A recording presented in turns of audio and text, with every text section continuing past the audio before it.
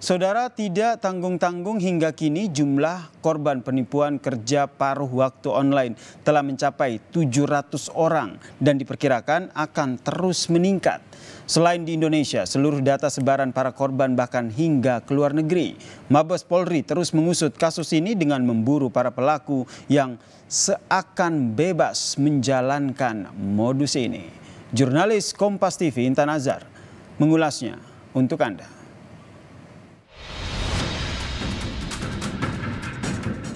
Saya bertanya tugasnya seperti apa? Tugasnya simpel Kak, tugasnya akan ada 3 tugas gitu loh. Seperti apa? Nge-like, nge-share, sama nge-follow. Lakukan tugas kedua Kak. Nah setelah itu naik Kak tugasnya. Jadi nggak di situ lagi, naik jadi 700, 1,5, 3 juta. Misalkan gitu. Ternyata kita diberi tugas, tapi tugasnya sudah makin besar nominalnya. Di angka jutaan, puluhan. Betul, pakai deposit lagi. Nah itu kita dikasih table gitu loh Kak. Kita tersadar bahwa kita korban penipuan di mana tugasnya itu nggak selesai-selesai Kak.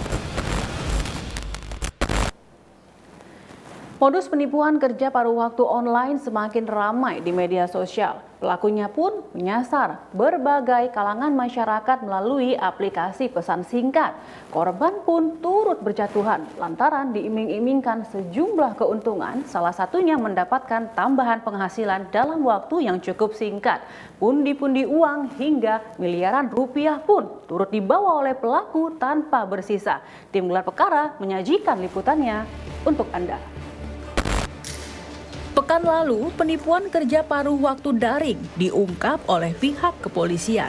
3 orang pelaku ditangkap oleh polisi setelah mendapatkan laporan dari salah seorang masyarakat.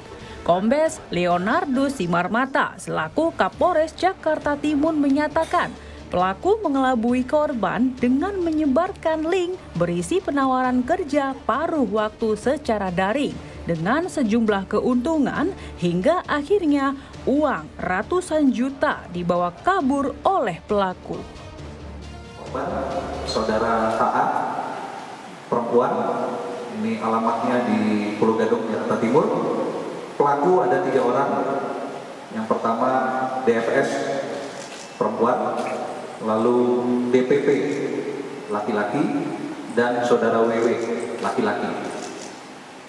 Ini para pelaku ditangkap di tempat yang berbeda dan ada yang berada di luar daripada kota Jakarta. TKP di Jalan Raya Poncol nomor 24 Ciracas, Jakarta Timur. Modusnya pelaku membentuk jaringan lalu merekrut orang yang membuat buku tabungan rekening dan ATM. Selanjutnya buku tabungan dan kartu ini dibawa ke Kamboja. Pelaku yang berada di Kamboja membuat web di mana pada saat orang ataupun siapapun yang membuka link tersebut yang dibuat oleh pelaku tersebut, secara otomatis ini masuk ke dalam grup kerja paruh waktu tersebut. Dan dalam kerjanya, grup paruh waktu tersebut ini menawarkan kepada peserta ataupun juga korbannya ini agar menyetor atau mentransfer uang di mana korban akan mendapatkan keuntungan. Selanjutnya korban yang berharap dapat keuntungan dijanjikan untuk terus melakukan transfer. Nah, khusus untuk korban yang ini dia sudah mentransfer beberapa kali dan di awal dia juga sudah mendapatkan pengembalian ataupun juga keuntungan daripada kerja paruh waktu tersebut. Total kerugian yang dialami oleh korban sebanyak 878 juta rupiah. Sementara dengan modus yang sama, salah seorang korban juga tertipu dengan pelaku yang masih berkeliaran. Tria Mulyantina yang kini membentuk paguyuban korban kerja paruh waktu online berjumlah ratusan orang yang berasal dari seluruh Indonesia pun mengatakan nasib yang serupa. Pelaku menghubungi para korban untuk melakukan sejumlah aktivitas di media sosial dan melakukan berbagai tugas hingga meminta deposit dengan iming-iming keuntungan besar. Kita terjaring ya, di awalnya itu saya pribadi itu mendapatkan undangan melalui WhatsApp. Itu di bulan Februari pertengahan. Saya bertanya tugasnya seperti apa? Tugasnya simpel Kak.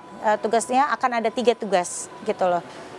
Seperti apa? Nge-like, nge-share, sama nge-follow gitu. Kakak nge-like, kalau kita nge-like sebuah video biasanya kan adalah hatinya ya, dan itu berwarna ya. Kakak tangkap layar bahasa mereka. Kakak tangkap layar, berikan lagi ke kami bukti gitu. Oh iya baik, dikirim ke admin lalu bilang, oke, tugas 1 selesai. Lakukan lagi, diberi lagi link sampai tugas ketiga. Lalu diberikanlah fee langsung masuk ke rekening si korban. Di sini satu ya, korban dibuat percaya, emosi kami maksudnya dimanfaatkan sama pelaku, di mana satu benar-benar ditransfer komisinya, yang kedua mereka mentransfer di awal menggunakan nama PT atau CV. Gitu. Betul, terlihat meyakinkan. Lakukan tugas kedua Kak. Nah setelah itu naik Kak tugasnya, jadi nggak di situ lagi, naik jadi 700, 1,5, 3 juta misalkan gitu. Ternyata kita diberi tugas, tapi tugasnya sudah makin besar nominalnya, di angka jutaan, puluhan. Betul, pakai deposit lagi. Nah itu kita dikasih table gitu loh Kak, dikasih table. Nah kita disuruh pilih. Lah kebanyakan kita kayak wah udah mulai gede nih depositonya gitu kan. Kita ngambil yang paling kecil, misalkan 3 juta, 4 juta gitu. Kita ambil yang paling kecil, nah setelah itu baik tugas selanjutnya itu makin tinggi lagi Kak. Lalu kebanyakan dari kita sadar uang kita habis di rekening, kita mau tarik uang kita nih dari si e-wallet itu gitu. Kok kita mau tarik gagal-gagal terus gitu loh, kenapa? Lalu diinfo lah sama mentornya, gak bisa Kak, sepakat awal kan kakak menyelesaikan tugas dulu di 4 tugas gitu. Sedangkan di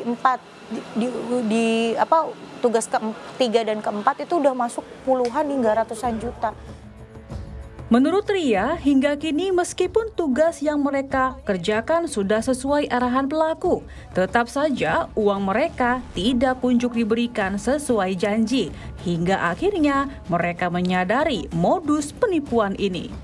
Ria juga tidak menyangka pelaku memanipulasi mereka dengan sejumlah dokumen yang mencatut nama instansi perusahaan, bahkan instansi pemerintahan. Ini kita tersadar bahwa kita korban penipuan, di mana tugasnya itu nggak selesai-selesai Kak. Adalah yang dibilang salah melakukan tugas, adalah yang tiba-tiba dia harus cari uang pinjaman gitu ya untuk menyelesaikan tugas, berharap uang yang di tugas 1, 2, 3 itu bisa ke withdraw gitu atau bisa ketarik gitu ya.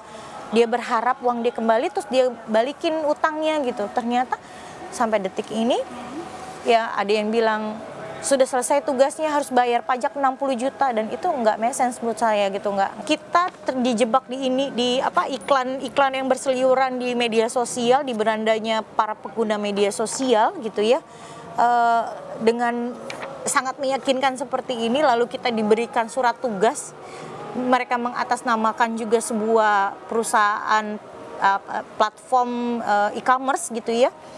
Terus dengan adanya bubuhan-bubuhan materai hingga membuat para korban tetap percaya.